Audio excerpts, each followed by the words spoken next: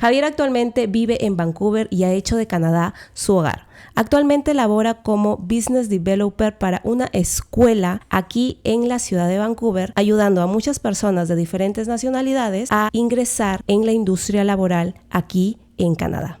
No solamente es multitasker, sino también es empresario y emprendedor y creador de un juego de mesa muy famoso llamado Teddy's vs. Monster, que ha logrado ser sold out en Estados Unidos y en México.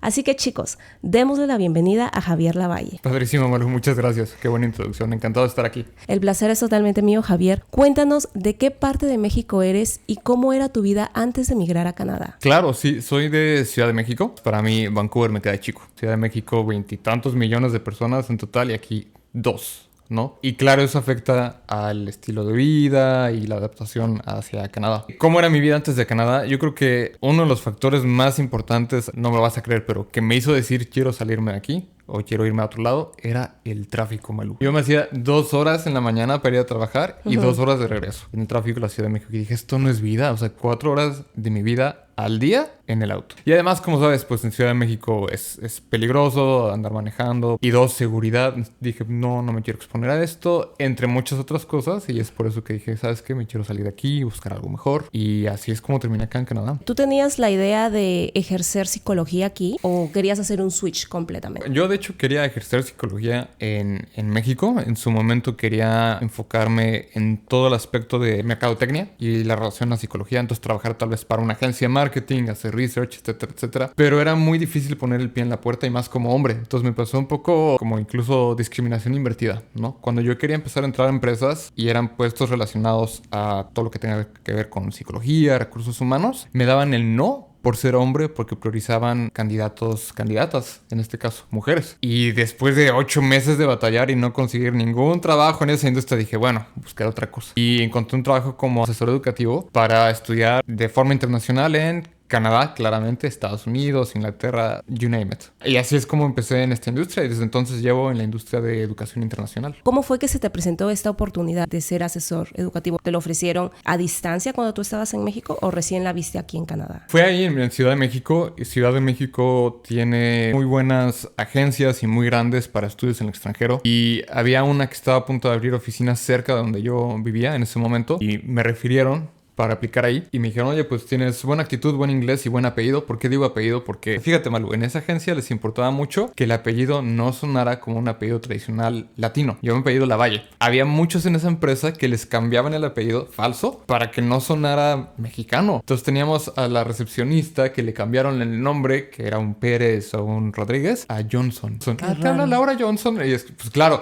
si tú recibes una llamada telefónica de Laura Johnson, te da intriga, ¿no? Esa espinita de ¿por qué me está hablando Laura Johnson, ¿no? Suena importante. Entonces en la entrevista me dijeron, ¿tienes buen inglés? Buena actitud y buen apellido. Estás dentro. Y dije, wow. Vale. Y bueno, gracias a eso entré a trabajar en esa industria. Tuve la oportunidad de hacer muy buen trabajo. En el primer año mi único año de trabajo ahí, fui el mejor vendedor. No por cantidad de ventas, sino por menor cantidad de cancelaciones. O sea, de que los estudiantes cancelaban el programa. O quejas. No tenía cancelaciones porque era bastante honesto, aterrizado. Les decía, a ver, así es como funciona realmente. Si quieres ir de todos modos, ve. ¿No? Y gracias a eso me envié a esa empresa para acá, un mes, para pues hablar con distintas escuelas, conocerlas en persona. Yo no las conocía y me enamoré de Vancouver. Dijo, no, pues quiero quedarme aquí.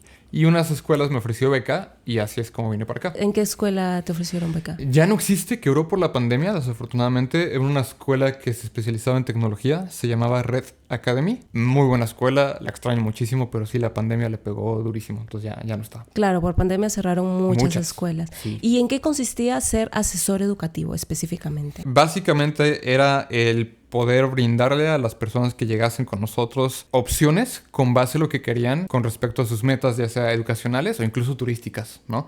Porque hay experiencias que me decían, oye, yo quiero ir a aprender italiano y pasar la bomba en Italia. Vale, tenemos programas para eso, ¿no? Oye, yo quiero ir a aprender inglés específico para la industria del cine.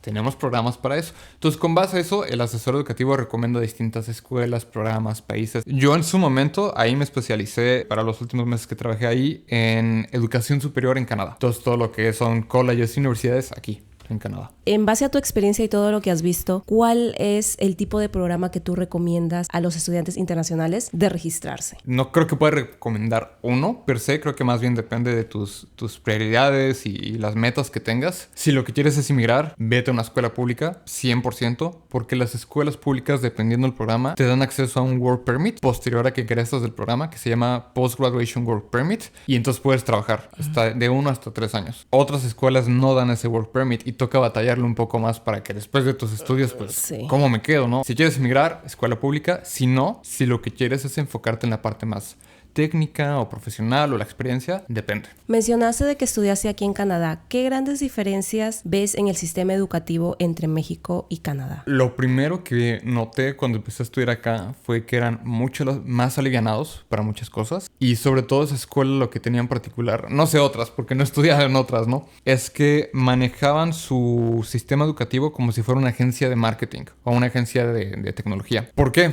Porque teníamos un mes de clases, por ejemplo, y el siguiente mes de clases traían a una empresa, a un proyecto real, una persona real que tenía un problema que los estudiantes tenían que solucionar con lo que habíamos aprendido. Por ejemplo, mes 1 estudiamos marketing digital, social media. Mes 2 trajeron a alguien que necesitaba una campaña de redes sociales a que nosotros le hiciéramos. Entonces era muy independiente, la parte educativa era mucho de que entre los compañeros estuviéramos platicando, hubiera un vaivén de ideas para poder llegar a una solución, y el maestro estaba ahí realmente como para asesorar y orientarte, porque dicen, van muy bien, investiguen, les sugiero tal o X o Y. Entonces se me hizo mucho más casual, mucho más práctico y muchísimo de trabajo en equipo, y me gustó bastante. ¿Te gustaría volver a estudiar aquí en Canadá? Sí, en su momento creo que sí, estoy echándole el ojo tal vez a un Masters en Marketing. No hay muchos, entonces tengo que decidir muy bien cuál escuela, pero un Masters en Marketing creo que me llamaría la atención. Eres muy buen speaker. La primera vez que te vi presentar en el evento de empresarios latinos en Vancouver, tuviste una presentación espectacular y yo creo que tienes muy buen potencial para lo que es ventas. Ahorita sí me doy cuenta de por qué obtuviste ese trabajo en ventas, porque eres muy bueno hablando. Gracias, sí. Malu, si te soy honesto, la única razón por la que pasé la universidad fue porque tengo buena oratoria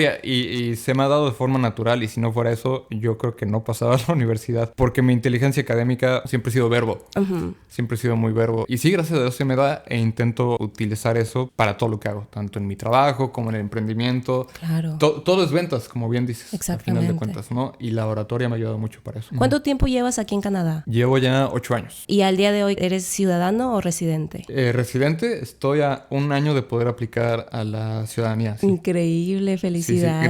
Gracias. Qué Muy chévere. contento. Muy bien. Se celebran esos logros. Sí. ¿Cuál ha sido una diferencia cultural o un gran choque que tú recuerdas haberlo vivido en tus primeros años de migrante? Yo creo la primera, y dime si tú no lo has vivido, pero yo creo que la primera me ha sido muy chistoso ver la poca cantidad de canadienses que hay en Vancouver. A ver, yo todos mis primeros 2-3 años, cada que conocí a alguien, ¿de dónde eres? Pues yo soy de India, Corea, Japón, Colombia, México. Todo menos Canadá. Y dije, bueno, ¿y dónde están los canadienses? Pues llegué a un lugar muy multicultural, pero ¿dónde están las personas aquí? ¿Dónde está la cultura aquí? Entonces eso es lo primero que me causó un choque, ¿no? Lo segundo es años posteriores, donde ya empiezo a darme cuenta un poco más de la cultura aquí. Hay muchísimas diferencias. La primera yo diría, y la que más me cuesta, es les cuesta más aquí abrirse y conectar con las personas. Muy difícil, por ejemplo, ser amigos. No, la gente es amigable, pero no haces amigos. Entonces no soy muy welcoming en cuanto a abrir sus puertas y darte la bienvenida a su círculo. Eso tarda muchísimo. Y es por eso que si tú te fijas, usualmente los latinos nos juntamos con latinos, los hindús con hindús y así sucesivamente. Sí. Los canadienses creo que están más al interior, en este caso de British Columbia. No están como que en las ciudades grandes. En las afueras, sí. Hay muchísimas nacionalidades, gente de diferentes países. Y de hecho sí, esa fue también una cosa que a mí me impactó, la gran diversidad cultural. Sí. ¿Qué es lo que más te gusta de la ciudad de Vancouver? Yo creo que lo que me gusta es que es una perfecta combinación entre ser cosmopolita, es decir, hay mucho que hacer como ciudad, pero el acceso a la naturaleza, Malu. O sea, las montañas que ves aquí son cosas que en México no tenemos. No me malentiendas, México tiene mucha naturaleza muy bonita, pero las montañas, los bosques, las vistas que tienes, eso es increíble. Entonces, esa combinación de tener los dos aspectos en un solo lugar me gusta bastante. Actualmente tú eres Business Developer para... Greystone College. ¿En qué consiste ese trabajo? Business Developer es básicamente un puesto en el cual la persona tiene que crear relaciones. Y en este caso, esas relaciones se suelen enfocar en business to business, negocio a negocio. Entonces, mi trabajo tal cual es crear relaciones entre el colegio por el que trabajo, el college, y empresas que puedan querer contratar a los estudiantes o tengan otras iniciativas en las cuales podamos colaborar, ¿no? Voluntariados, becas, eventos como de guest speaking, etcétera, etcétera. Todo ese tipo de iniciativas yo las manejo. Tipo, tú también estás metido en lo que son las ferias laborales que hace Greystone Todas las career College. fairs las organizamos nosotros. Que de hecho yo estudié ahí en Greystone College cuando yo recién migré. No me digas. Sí, yo migré en el 2019 a tomar un co-op de un año en Customer Service. No sé si aún sigue existiendo ese programa. Sí, claro. Sí, perfecto. Oye, pero llegaste justo antes. Bueno, más bien te tocó la pandemia. Me tocó la pandemia. Pero me ayudaron. Me ayudaron en el sentido de esa flexibilidad de aprobar otro trabajo que no estaba muy linkeado a lo que yo había estudiado. Me valieron mi experiencia laboral. No completé el año porque eran de hecho 2 años. Eran 6 meses. Era 6 meses de estudio, 6 meses de trabajo. Muy buen college, la verdad, espectacular. Los profesores increíbles. Pero después de eso sí vi la necesidad de enrolarme en otra escuela. Sí, el siguiente paso es el que usualmente falta, ¿no? Sí. Yo veo mucho que el estudiante latino, a veces somos decidiosos. Lo digo por 2 razones. Muchas veces cuando los latinos llegamos a Canadá, todavía no tenemos esa certeza de querer quedarnos aquí. Entonces decimos, bueno, voy un añito, veo cómo me va, veo si me quiero quedar o no. El tema es veo si me quiero quedar, ya no funciona. Para quedarte tienes que tener un plan. Y para tener un plan hay que tener un objetivo. Claro. Nosotros latinos que venimos nada más a probar suerte y después a improvisar, pues les cuesta mucho trabajo, ¿no? Mucho trabajo. Entonces yo por eso en su momento como asesor educativo decía, si quieres emigrar, vete a una escuela pública que suelen ser más caras, pero tienes acceso al work permit. Porque en este caso la experiencia laboral es la clave para poder quedarte aquí. Sí. No, y además de que es una gran inversión, porque estudiar no es barato acá. Claro, y lo que pasa mucho, Malú, es que en un principio el estudiante, sobre todo latino, de nuevo, nosotros somos muy fijados en precio, y lo entiendo, ¿no? No tenemos tantos recursos como un europeo. Pero lo que pasa mucho, Malú, es vienen a hacer un primer programa de estudios a un colegio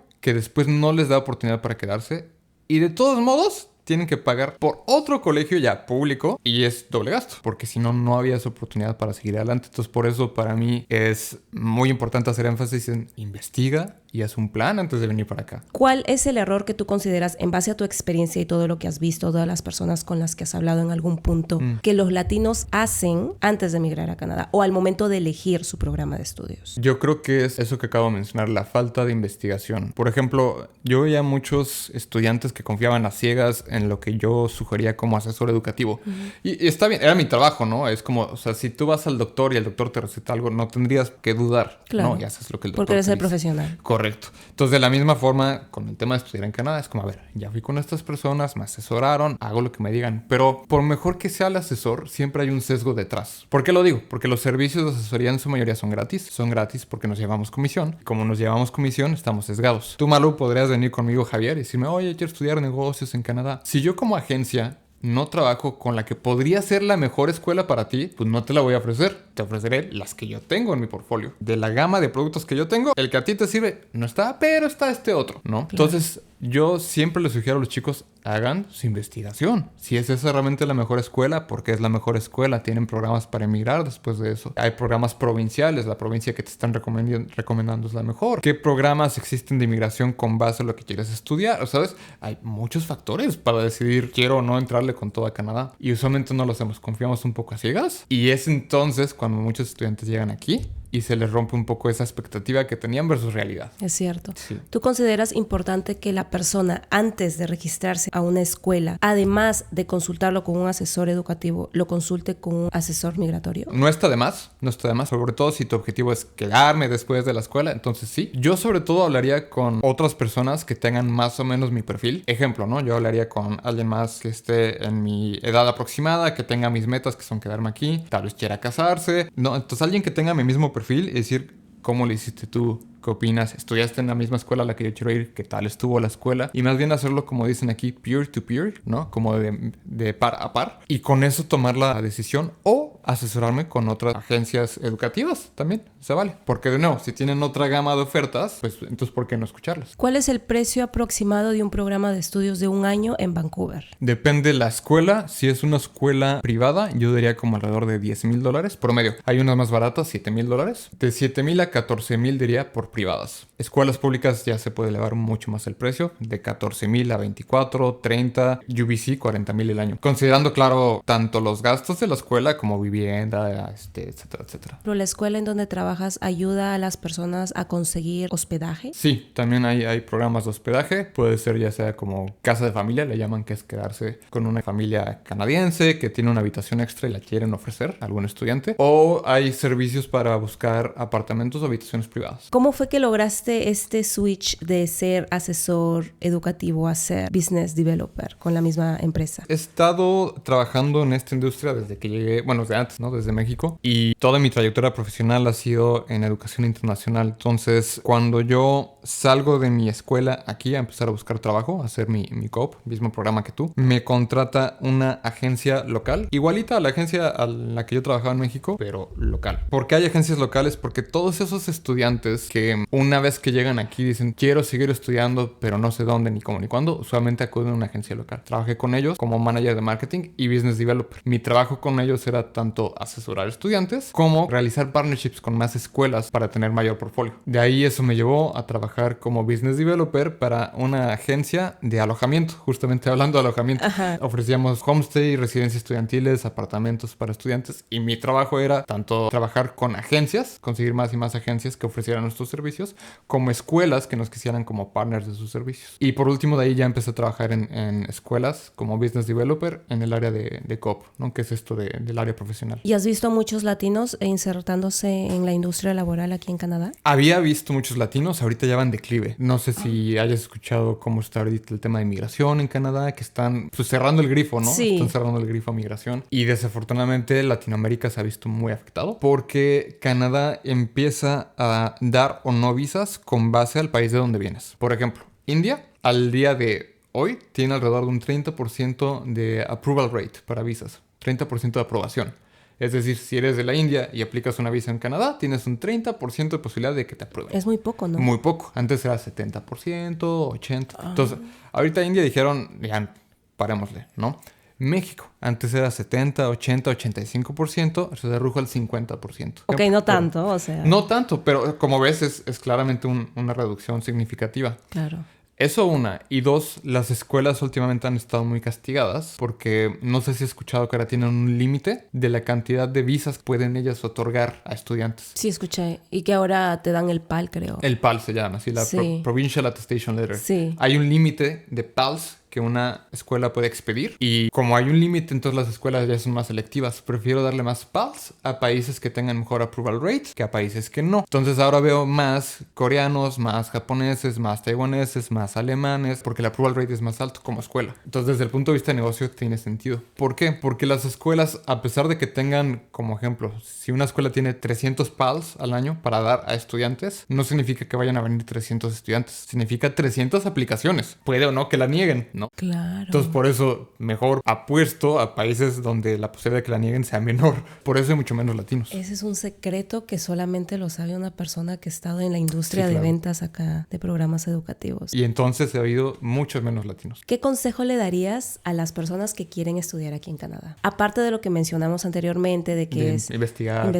y todo. Mucho de poder conseguir la visa, incluso aquí en Canadá, es tener un plan muy claro e una historia muy clara. ¿Por qué? Porque para conseguir una aprobación de una visa, básicamente tienes que narrar tu historia hacia con la persona que va a leer tu aplicación. Toda tu historia le tiene que hacer sentido. Tú puedes decir, a ver, yo soy mexicano de una muy buena universidad, una de las mejores universidades. Quiero ir a estudiar a UBC por X, Y, Z. UBC es una de las mejores universidades. La razón por la que vengo a Canadá es por motivos académicos. Quiero realmente ser profesional, tener una maestría en educación y después de eso veré si me regreso o no. Entonces, Todo eso tú lo tienes que redactar. Entonces tienes que tener una historia que se les haga coherente. Porque Canadá lo que quiere son dos cosas. Una, gente que trabaje. O sea, si tú vienes aquí, vas a tener que pagar impuestos, ¿no? Quiero gente que contribuya. Y dos, no solo que contribuya, sino que contribuya en sectores que yo necesite. Entonces es más viable que yo apruebe una visa de un bioingeniero a la de alguien que solo quiere venir a probar suerte. Entonces por eso la narrativa que tú le das a la persona que va a aprobar o no tu visa importa mucho. Y es por eso que importa también el plan que te decía. ¿Y cómo así, en medio de trabajar en ventas, te animaste a diseñar tu propio juego de mesa? Cuéntanos esa historia de inicio a fin. Qué buena pregunta. Yo también me pregunto a veces, Malu, yo no sé cómo me animé. Siempre he tenido esta espinita emprendedora. Desde que tengo memoria, desde que era muy chico, he tenido algún proyecto, algo que hacer para poder satisfacer esta necesidad como creativa que yo tengo. Y yo mi creatividad siempre la he expuesto a través de emprendimientos. Y de repente pega la pandemia, me dejan ir de mi trabajo, fui laid off. No me despiden porque no es como que haya hecho algo malo, sino que me dejan ir. Aquí en Canadá. Aquí en Canadá, Okay. pues porque por pandemia no había estudiantes viniendo a Canadá. Sin estudiantes no había con qué llenar alojamientos. Y sin alojamientos llenos no hay trabajo. Entonces me dejan ir.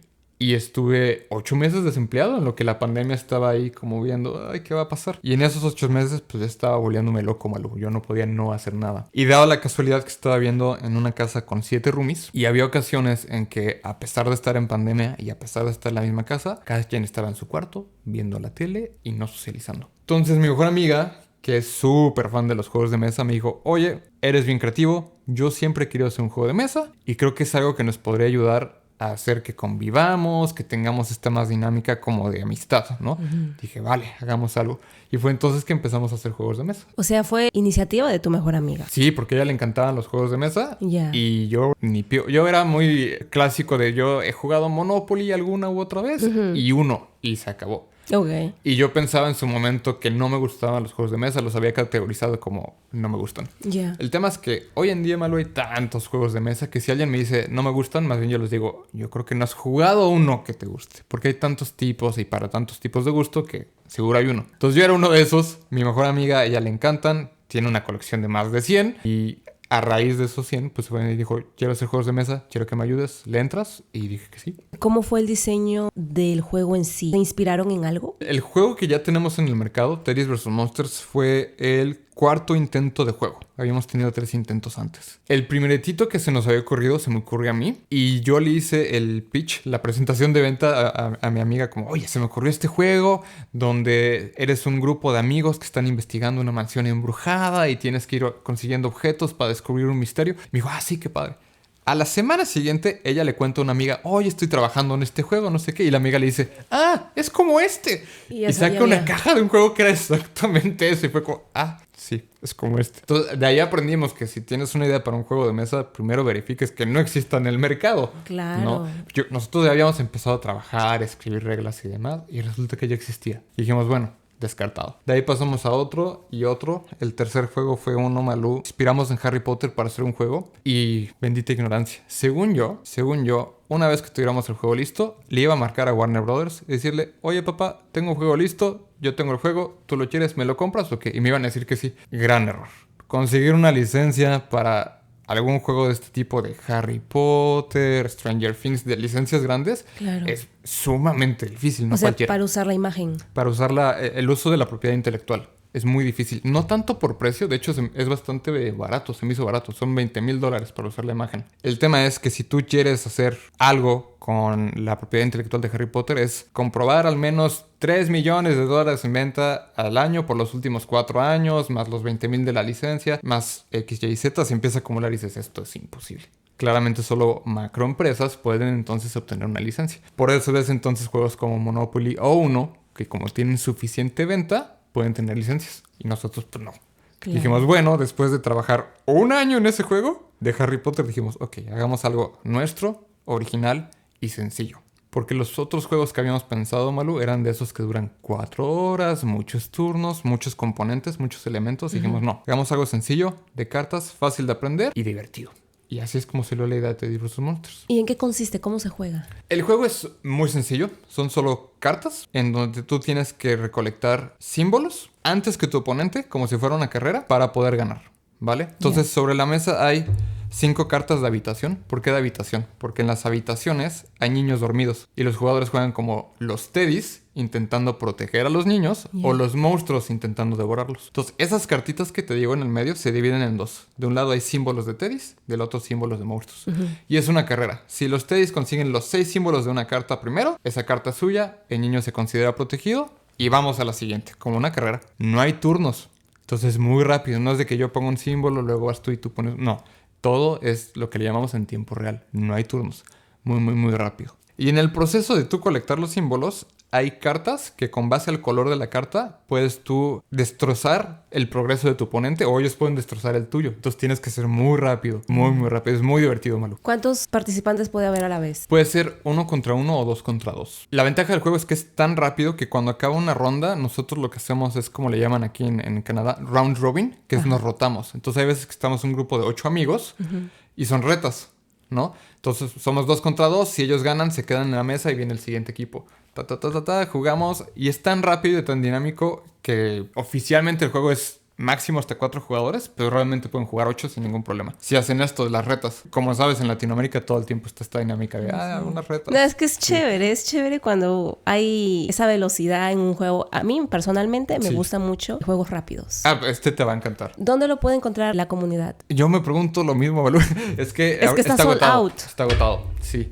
Hay un par de tiendas todavía aquí en Canadá, en British Columbia, que tienen el juego. Está Rain City Games en Downtown Vancouver, tiene 3 copias. Y queda Quest Central en Coquitlam, tiene 1. Y se acabó. Entonces ahorita estamos en proceso de reimpresión. Pero lo demás, ahí sí ya no tenemos. Lo único que hemos estado haciendo es, seguimos hablando del juego, seguimos haciendo un poco de ruido para que ahora que venga la siguiente tanda de juegos, pues se puedan vender. ¿Tienes una fecha aproximada de cuándo ya va a estar disponible? Justo ahora estamos en producción y estamos esperando que después de producción, aprobación y traerlos para acá y demás, estén listos para enero.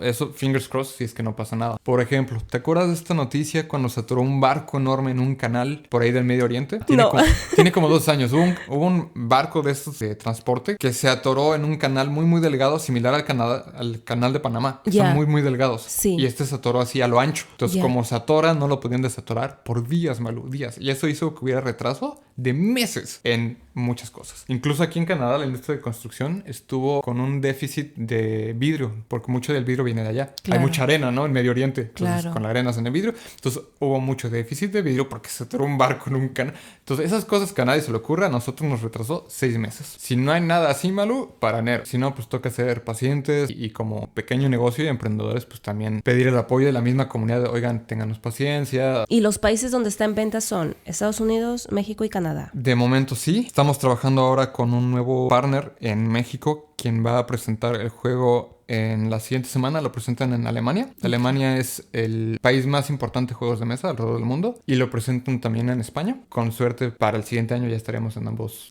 mercados. ¿Qué es lo más difícil de todo este proceso? Incluyendo el proceso de creación, diseño, impresión, logística. Lo más difícil. Yo creo que esa respuesta depende también de tu personalidad.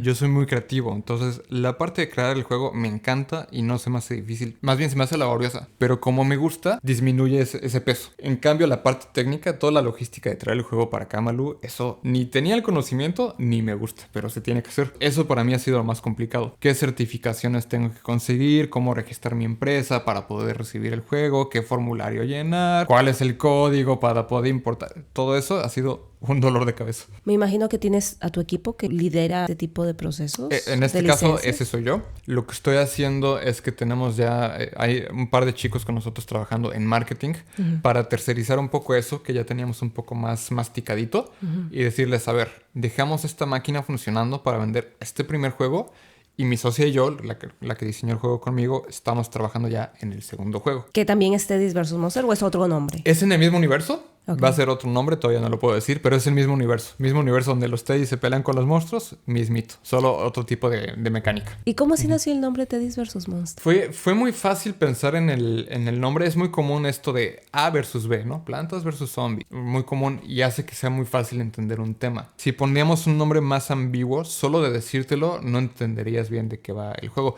Pero aquí, meramente por el nombre Teddy's contra Monsters, dices, puedo inferir por dónde va. Entonces, esa fue la lógica detrás de Teddy's vs. Monsters. La idea, sin embargo, vino de un sueño que tuvo, de hecho, mi socia me dijo, soñé con un viejo peluche que yo tenía cuando era niña, que me estaba protegiendo de algo que había bajo la cama. Y dije, ese es el juego. Y de ahí salió la idea. ¿Cuáles son tus proyectos a medio plazo para tu negocio, para Teddy's vs. Monster? Sacar la segunda edición. Bueno, no la segunda edición, el segundo juego. Esto es muy importante, Malú, porque... Y esto, de nuevo, lo aprendimos sobre el camino, ¿no? A golpes. Cuando tú eres un diseñador de juegos o un... Vamos a poner ejemplo como si fueras un escritor de libros, ¿no? Tú escribes un libro y tu primer libro es un éxito. Muy bien, felicidades, padrísimo. Normalmente estos se venden en tiendas y las tiendas ocupan un espacio físico. Las tiendas dicen, yo prefiero cederle parte de mi estantería a Stephen King, que tiene 40 libros, que a Javier Lavalle, que tiene uno. Entonces las tiendas te dicen, tuviste un muy buen primer libro, pero si nomás es un segundo, te voy a quitar la estantería más rápido. Porque me estás ocupando espacio que un Stephen King podría usar. Entonces las mismas tiendas te preguntan, ¿y ya tienes un segundo juego en camino? ¿Ya tienes un segundo juego? Porque creas confianza con ellos. Entonces... haber creado un muy buen primer juego es algo muy bueno, muy fuerte, pero también te pone la presión de tener que crear un muy buen segundo juego para seguir manteniendo la confianza con las tiendas y que quieran seguir vendiendo tu producto y darte un espacio en estantería. Si no, la alternativa, claro, es ir directo a venta al público, ¿no? Todo en línea, tienda en línea, Amazon tal vez, claro. Pero es más costoso. O sea, por ahora los canales de venta son de manera website. Está en nuestra página web, lo vendemos en Etsy, está en Amazon también. De nuevo, ahorita no hay juegos, entonces está todo en espera. Si alguien va, nada más deja su correo para preventa. Uh-huh. Pero la mayoría de los juegos los hemos vendido a través de retailers. Tiendas. ¿Qué es lo más difícil de emprender aquí en este país? Porque tuvieron que pasar por el registro de la marca y diferentes otros procesos, me imagino. Sí, la verdad es que hemos sido muy bendecidos y también hemos sido proactivos en poder preguntar lo más que podamos, Malú. Yo creo que mucha gente piensa que tienen que hacerlo todos solos o creen que con investigarlo en ChatGPT y demás es suficiente. Pregunta. Tuvimos la fortuna o tenemos la fortuna que la industria de los juegos de mesa per se sentimos que es buena comunidad. Y a pesar de que somos competencia, hemos ido con otros diseñadores. Oye, ¿cómo le hicieron ustedes con esto? ¿Cuál es tu distribuidor? Nos han ayudado muchísimo. Eso yo creo que no lo esperábamos. Yo creo que en México siento un poco más esa competencia de eres mi competencia, no te ayudo en nada. Esa ha sido mi perspectiva, igual estoy equivocado, pero aquí todo lo contrario, ¿eh? Hemos sido muy bienvenidos y eso me impresionó mucho. Como Canadá, como país, como industria, ha sido muy bienvenido. Afortunadamente, navegar todas estas dudas, nuevos sistemas, ha sido relativamente fácil gracias a toda esta ayuda. ¿Qué habilidades consideras importante en esta industria, en este proceso de crear un juego de mesa? Creatividad, sin duda. Paciencia, no es necesariamente una habilidad, más bien es una virtud, pero paciencia, de seguro. Y muchísimo yo creo que sería relaciones sociales. Por ejemplo, hay una sola tienda que nos ayudó muchísimo a conseguir el distribuidor más grande de aquí de Canadá. Y mucho fue que tenemos una gran relación con esa tienda. Y esa tienda es lo suficientemente importante en la comunidad aquí para tener cierto poder de decisión de decirle a un distribuidor, oye, creo que sí deberías trabajar con estos chicos, ¿no? Entonces, ese tipo de cosas yo creo que muchas veces está infravalorado y pasa muy por alto. Entonces, si alguien quiere hacer su propio, cualquier emprendimiento,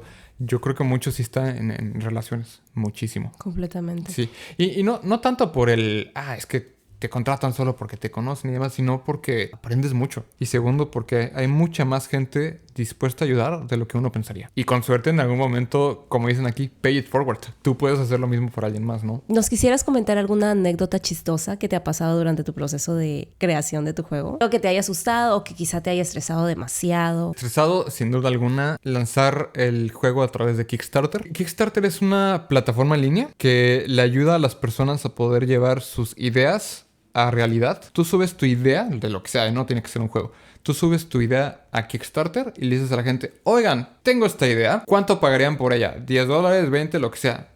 Bueno, si sí pagarían por ella y llegamos a $10,000, yo puedo hacer mi idea realidad. ¿Me ayudan? Y va y la gente y te hace una preventa. Básicamente esa es la plataforma. ¿Por qué sirve mucho la plataforma? Porque a las personas que apoyan a estos emprendedores que solo tienen la idea, tienen la certeza o la seguridad de tener un mediador de que si yo le doy dinero a esta persona no se lo va a llevar. Entonces en lugar de eso se lo das a Kickstarter, Kickstarter se lo queda y no se lo da al emprendedor sino hasta que llega a su meta. Y es como, ya llegaste a los 10,000 que necesitabas, ok, ahora sí, te suelto el dinero que todas estas personas te dieron y asegúrate de cumplir tu meta.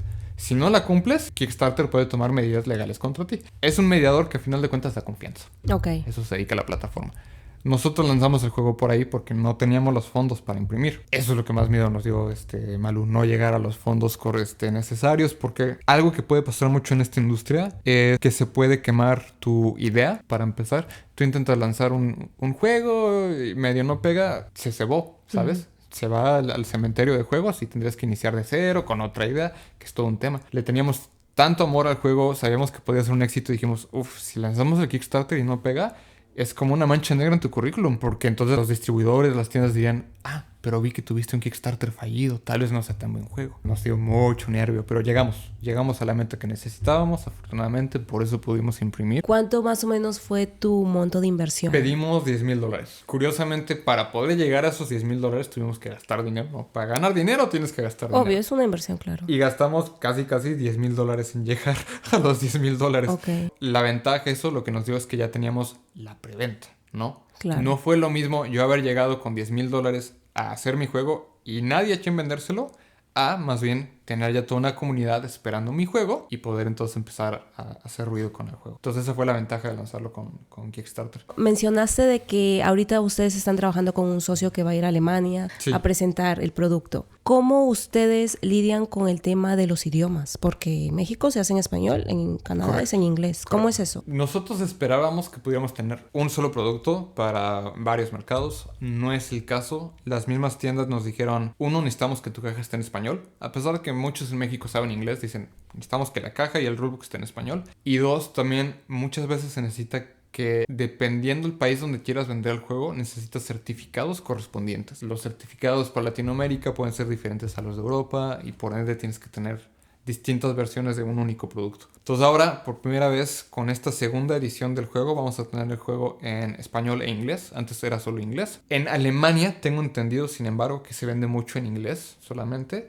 Si empieza a agarrar fuerza ya nos pedirán que lo traduzcamos a alemán. Pero si no, de momento solo con español e inglés es más que suficiente. Como empresario acá en Canadá, ¿qué consejo le darías a los futuros empresarios y emprendedores? Yo diría que se acerquen a personas que están donde ellos quisieran estar. En especial si pueden enfocarlo hacia alguna industria o tipo de negocio en particular. O sea, si tú quieres abrir una pastelería, acércate a un pastelero. Si tú quieres tener un negocio que sea con base a servicios, acércate a alguien que haga lo mismo. Porque siempre hay ciertas cosas de cada industria que son muy únicas que nadie más te puede decir. Entonces, yo te puedo dar mi perspectiva de abrir un negocio, registrarlo, etcétera, pero va a ser mucho más limitado a que si te acercas a alguien de esa industria en particular. En base a toda tu experiencia, ¿qué consejo le darías a todos los futuros migrantes que vienen específicamente a la ciudad de Vancouver y que quieren estudiar? Número 1, paciencia. Paciencia es muy importante para muchas cosas. Hay tantas cosas que como inmigrante no puedes controlar. Cosas que tal vez incluso si tú tenías un plan, el plan se te cayó porque el gobierno decidió quitar este tipo de visa, este tipo de programa, este tipo de apoyo, que la escuela de la que querías por alguna razón cerró, ¿no? Como la escuela donde yo estudié. Entonces, paciencia, ¿no? Los planes siempre cambian, entonces tienes que ser resiliente, paciente. Y la segunda es intentar aprender un poco de los costos no escritos de ser inmigrante. Esos precios a pagar que todos tenemos que pagar al momento de mudarnos a otro lugar, es no ver a la familia, no tener el mismo tipo de comida, que son cosas que mucha gente nos lo dice, pero realmente no asimilas sino hasta que estás aquí. Tenerlos muy muy presentes y saber antes de decidir venir para acá es voy a extrañar esto, aquello y demás y hacerte la idea, me va a hacer falta esto. Pero si vas como ya muy centrada, me va a hacer falta esto, pero vale la pena, es por un mayor bien, creo que va a ser mucho más fácil, más llevadero todo este proceso. Y sí. Ahora que tú trabajas como business developer y has visto a muchas personas de diferentes nacionalidades insertarse en el ámbito laboral aquí en Canadá, ¿qué consejo le darías a los que ya están trabajando o a los que quieren conseguir su primer empleo? Mucho aquí se mueve por networking, ¿no? Esa palabra yo no la había escuchado tanto en mi vida, sino hasta que llegué aquí a Canadá. Networking, ¿no? Relaciones con otras personas y que inicies tu proceso de networking desde que pones pie en Canadá. Uh-huh. Y yo creo que, y corrígeme si me equivoco, Malú, la mejor forma de hacer networking es, primero que nada, tú dando valor. Uh-huh. Mucha gente piensa que networking es, hola, yo soy un marketer digital, contrátame. No, hola, soy un marketer digital. No, primero tú provee valor y eso crea relaciones con las personas. Y no proveas valor esperando inmediatamente algo a cambio y demás. Solo proveerlo y vas a ver que solito el éxito va a ser como un byproduct, ¿no? Casi como algo que pasa sin querer, gracias a todo lo que estás haciendo. Entonces, networking y provee valor de lo que sea, ¿no? Aunque sea por mínimo que sea, inténtalo. Sé voluntario, apoya en algún evento aquí o allá, ayúdale a otros emprendedores latinos. Claro. O si Malú quisiera organizar algún evento, ayúdenle a Malú, Por ¿sabes? favor. Sí. O sea, es que es muy enriquecedor eso y yo creo Sí. que lo pasamos muy por alto los latinos. Yo no sé cómo lo veas tú, pero yo voluntariado antes siempre lo relacionaba con ir a limpiar la playa o cuidar animalitos. Acá no. Acá voluntariado tiene todo tipo de formas y tamaños y sabores. Muchos de nuestros estudiantes, por ejemplo, en Greystone, son voluntarios para el famoso evento de la Web Summit o TED Talks. Ubicas las TED Talks, Claro, ¿no? claro. Cada año viene TED Talks a Vancouver, siempre piden voluntarios y siempre van los chicos de Greystone. Para empezar, vi la plática de gratis, ¿no? Y para seguir, conoces personas increíbles. Ese tipo de voluntariado te puede ayudar a llegar al siguiente nivel, ¿sabes? Y por ejemplo, para ser voluntario en ese tipo de eventos del TikTok, ¿qué requisitos piden? Buena actitud, básicamente. Ok. No hay la gran cosa. Piden, claro, disponibilidad de horario. Ok. Porque luego esos eventos son o en la mañana o en la noche. Entonces te dicen, oye, si yo te llamo para que vayas, ve. ¿No? Entonces Claro. necesitan el commitment. Cuando se trata de voluntarios, las empresas también saben que de los 100 voluntarios que tienen, solo 70 se van a presentar. Pero si eres de esos 70 o esos 50 que sí se presentan, te vuelven a llamar y llamar o salen otras oportunidades. Yo creo también de que el voluntariado le da bastante valor a tu currículum cuando lo pones. Claro. Me imagino que tú, como ayudas a personas a insertarse en la industria laboral, ves muchos currículums. Sí, bastantes. Sí. ¿Cuál es el error más grande o más frecuente que ves que hacemos nosotros al redactar nuestro CV? Lo primero es intentar adaptar tu currículum a como sea el formato canadiense. El currículum en Latinoamérica, más que un currículum, siempre nos parece como una descripción de puesto. Te pongo un ejemplo. Yo podría haber dicho, en México trabajé como asesor educativo, donde atendía estudiantes, les ayudaba a elegir la escuela, les daba las mejores recomendaciones, etcétera, etcétera. Realmente no te estoy diciendo qué hice yo en ese puesto, más bien te estoy diciendo qué hacía ese puesto. Porque cualquier otro asesor educativo cabe bajo esa descripción, ¿me doy a entender? Claro. Por ejemplo, tenía este chico que decía, trabajé como lavaplatos en un restaurante japonés. ¿Descripción? Lavaba los platos. Y yo, pues sí, cualquier lavaplatos lava los platos. El mismo título me dice que lava los platos. No me lo tienes que decir, más bien dime, ¿qué tan bueno eras lavando los platos? Eso aquí en Canadá lo tienen muy masticado. Entonces mencionar tus logros o aprendizajes hace que destaques mucho más y además hace que sea muy tú. Por ejemplo, ¿qué suena mejor? Atendí a estudiantes para ayudarles a decidir en dónde estudiar. O vendí más de 3 millones de pesos en un año ayudando a gente a estudiar al extranjero. No, sí, Ah. suena mucho mejor. Sí, muy poderoso, ¿no? Sí. Y además ese es muy yo. Yo Ok. no creo que haya tantas personas que hayan logrado eso. Y sí, mi siguiente logro o aprendizaje va a individualizarme aún más. Y el siguiente más y más. Y entonces hace, este currículum es de Javier. No hay forma que le quites el nombre, le pongas el de Pepito Pérez Claro. y haga sentido. Porque ya es muy único. Hablar de logros o aprendizajes es lo que destaque tu CV. Y eso es la manera en que también tú vas a venderte como talento en la Claro, es que industria. hacer un buen CV también te permite a ti tener muy masticada tu historia como profesional para que entonces en una entrevista o en un evento networking te digan, oye Malu, ¿y tú a qué te dedicas? No, pues yo me dedico a poner uñas, yo me dedico a, no, lo que sea. ¿Y qué es lo que más has aprendido de eso? Pues no sabes ni qué decir, te agarran en curva. En cambio, si tú escribes muy bien tu CV, teniendo muy masticado tus logros y aprendizajes, bueno, pues yo lo que más aprendí es que para conseguir clientes se necesita A, B, C y D. De hecho, incrementé mis ventas en 90%. Ya suena algo mucho más interesante que decir, ¿no? Muchas gracias, Javier, por darnos estos tips, estos consejos. ¿Cuáles son tus redes sociales para que toda la comunidad vaya a seguirte? Tanto de tus productos de Teddy's vs. Monsters y de tus redes sociales personales. Sí, con gusto. En cuanto a Teddy's vs. Monsters, es muy sencillo. Es teddys.versus.bs.monsters en Instagram. En cuanto a redes personales, me pueden encontrar en Instagram si quieren para algún consejo. Si están aquí en Canadá y quieren que les ayude con el CV o lo que sea, bienvenido. Es Javier con X Lavalle en Instagram, @Javier Lavalle. Y la última que uso más es LinkedIn. Muy importante aquí, Malu. LinkedIn es súper importante en Canadá. Y ahí también estoy ahí como Javier Lavalle, pero con J. ¿Por qué la diferencia? Porque en Instagram no había disponible el usuario con J. De hecho, eso me confundió al principio. Sí, claro, muchos la confunden. Pero ¿sabes qué? También me ayuda porque les cuesta mucho el nombre de Javier con J aquí en Canadá. Porque ese nombre en inglés es con X, Xavier. Entonces, si yo digo Javier, me ven con cara, ¿qué me estás diciendo? Porque en inglés no tiene el sonido de ja con la Ajá, J. sí. Y la R dura al final también no les va. Entonces digo Xavier. Xavier. Ah, vale, pues ya está. Ok. Por eso la X aquí. Increíble, perfecto. Sí. Entonces toda la comunidad ha estado muy agradecida y ya todos ellos te van a seguir. Muchísimas gracias por estar aquí el día de hoy, Javier, por darte el tiempo de venir y agregar valor a la comunidad, por enseñarles a los chicos los tips que ya saben. Para todos aquellos que van a estudiar en Canadá próximamente, quieren más información, pueden contactar a Javier y sigan sus consejos. Sí, lo que necesiten, lo que necesiten. Y no se les olvide siempre voluntariarse para cualquier evento futuro que tenga Malú. Ya quiero ver a dónde llega tu proyecto. Muy padre y muchísimas gracias por invitarme. Muchísimas gracias a ti, Javier. Nos vemos en el video de la siguiente semana.